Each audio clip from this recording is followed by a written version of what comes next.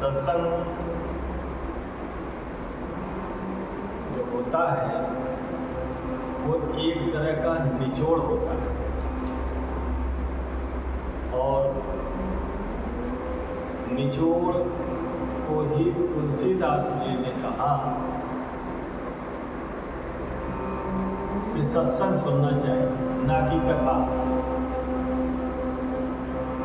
आप लोग ज़्यादातर समय देते हैं कथा सुनने में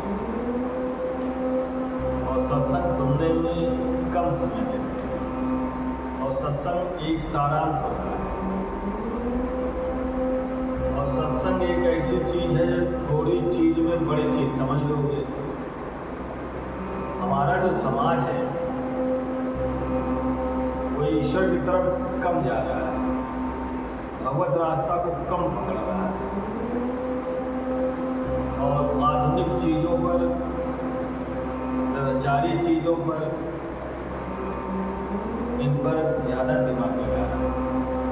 हमारा क्या कहना है, जाती रहे भावना जैसी, जिसका भाव जिस तरफ जा रहा है वही ये समझ लो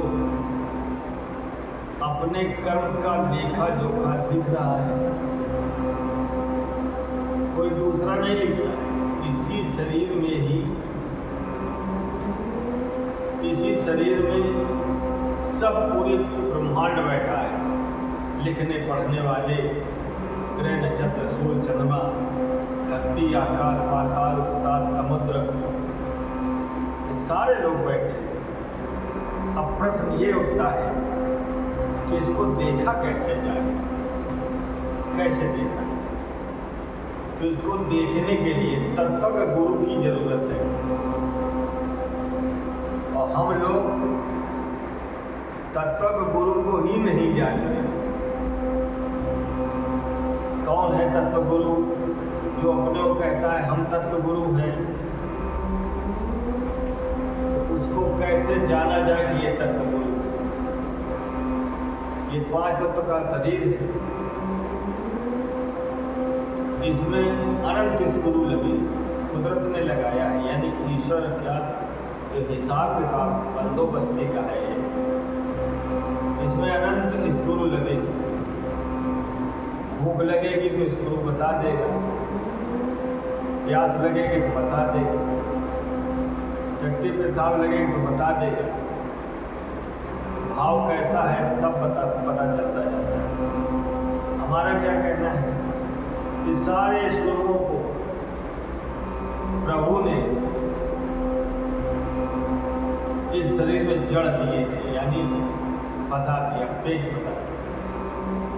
और ये शरीर उसी हिसाब से अनुभूत करता, उसी हिसाब से चलता है। अगर ईश्वर की राह में मनुष्य चल दे, हाँ उस प्रकार से उसका होना चाहिए जीवन, तो हमारे आत्मा या मन भाव ये कहते हैं कि इसका मतलब वो मुक्ति का रास्ता पकड़ लिया। अगर पकड़ लिया तो ये समझ लो उसका उद्धार होगा। और जो मनुष्य व्यभिचारी ओर चलता है, मैं सर्व समाज के लिए कह रहा हूँ, अधोगति होगी, अधोगति में प्राण पखेरु जाएंगे। इसलिए सबसे हाथ जोड़ के प्रार्थना है कि सभी सत्संग प्रेमी जन उस भगवान का रास्ता पकड़ लें, यानी उस ईश्वर का रास्ता पकड़ लें जो सदगत की ओर जाता है, जो मुक्ति की ओर जाता है, वो ज़्यादा अच्छा हो। समझ गए आप? अच्छा, बोलो सच्चिदानंद महाराज की।